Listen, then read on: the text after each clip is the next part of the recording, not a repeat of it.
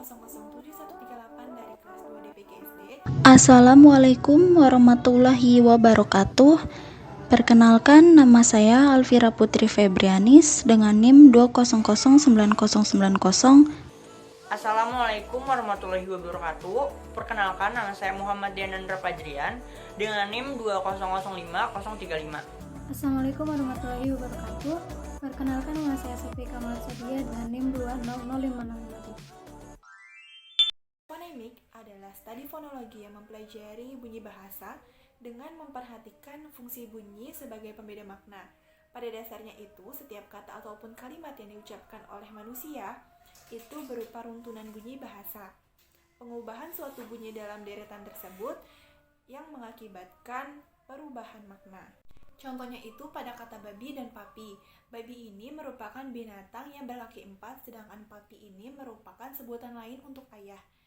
Jadi pada kata babi ini memiliki dua konsonan huruf B yang menjadi awal suku kata pertama dan kedua.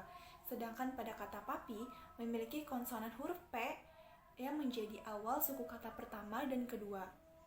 Selain kedua bunyi itu, bunyi lain dan posisi atau urutan bunyi lain itu sama. Perbedaan bunyi huruf B dan P pada posisi yang sama itu dapat mengakibatkan perubahan makna kata. Dan inilah yang dikaji oleh fonemik. Jadi dalam fonemik itu kita meneliti apakah perbedaan bunyi itu mempunyai fungsi sebagai pembeda makna atau tidak. Fonem adalah sebuah istilah dari linguistik dan merupakan satuan terkecil dalam sebuah bahasa yang masih bisa menunjukkan perbedaan makna. Untuk mengetahui satuan bunyi yang berfungsi sebagai pembeda makna adalah dengan melakukan pembuktian secara empiris, dengan membandingkan bentuk-bentuk linguistik bahasa yang diteliti.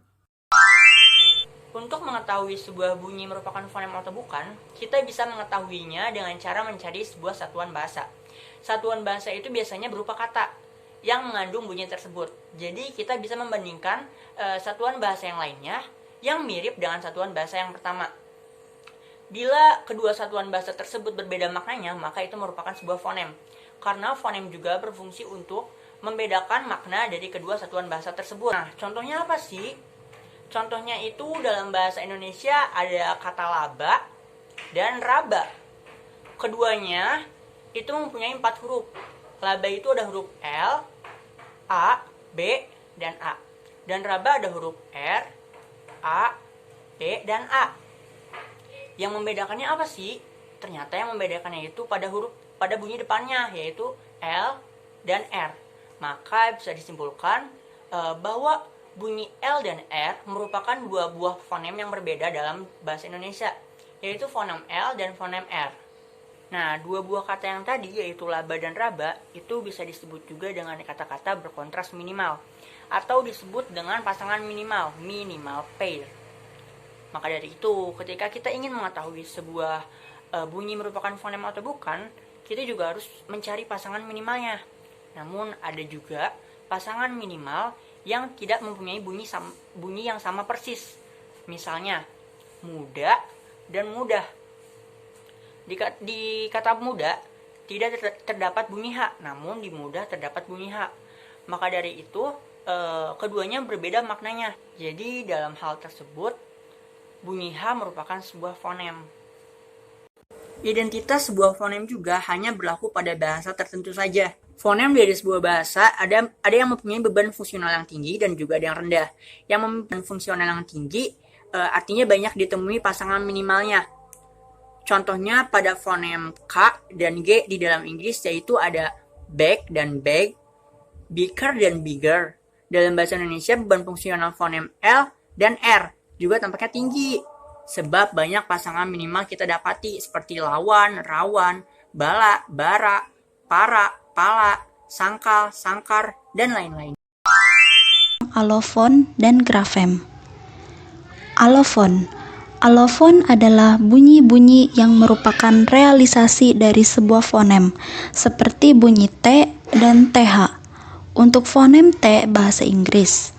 Seperti juga dengan identitas fonem, identitas alofon juga hanya berlaku pada satu bahasa tertentu. Sebab bunyi T dan bunyi TH dalam bahasa Mandarin bukan merupakan dua alofon dari sebuah fonem, melainkan masing-masing merupakan fonem yang berbeda, yaitu fonem T dan fonem TH. Dalam bahasa Indonesia, fonem I setidaknya mempunyai 4 buah alofon, yaitu bunyi I dalam kata cita, bunyi I dalam kata tarik, bunyi I dalam kata ingkar, dan bunyi I dalam kata kali. Alofon-alofon dari sebuah fonem mempunyai kemiripan fonetis, artinya banyak mempunyai kesamaan dalam pengucapannya. Atau kalau kita melihat dalam peta fonem, letaknya masih berdekatan. Tentang distribusinya, mungkin bersifat komplementer, mungkin juga bersifat bebas. Jika diperhatikan bahwa alofon adalah realisasi dari fonem, maka dapat dikatakan bahwa fonem bersifat abstrak karena fonem itu hanyalah abstraksi dari alofon atau alofon-alofon itu. Dengan kata lain, yang konkret atau nyata ada dalam bahasa adalah alofon itu, sebab alofon atau alofon-alofon itulah yang diucapkan. Selanjutnya yaitu grafem. Grafem merujuk pada sistem pelambangan bunyi atau fonem yang berbentuk huruf. Fonem P sebagaimana satuan fonem bahasa Indonesia yang beralofon P secara kebetulan juga ditulis kurung siku P dalam grafemnya. Fonem S yang hanya beralofon S juga ditulis kurung siku S dalam grafemnya. Dengan demikian, seolah-olah tidak ada perbedaan antara fonem dan grafem. Bahkan formda grafem atau simbol perlambangan bunyi alih-alih disebut sistem ejaan ini ada 2 macam, yaitu grafem yang mengikuti sistem fonetis dan grafem yang mengikuti sistem fonemis. Yang pertama, grafem yang mengikuti sistem fonetis lebih populer disebut ejaan fonetis. Ini melambangkan bunyi-bunyi yang diucapkan penutur dalam bentuk huruf. Oleh karena itu, jumlah bunyi yang dilambangkan relatif lebih banyak dari jumlah huruf yang terdapat dalam alfabet. Yang kedua, grafem yang mengikuti sistem fonemis lebih populer disebut ejaan fonemis. Ini melambangkan fonem-fonem bahasa tertentu dalam bentuk huruf. Jadi, pelambangan disesuaikan dengan bunyi-bunyi yang membedakan makna.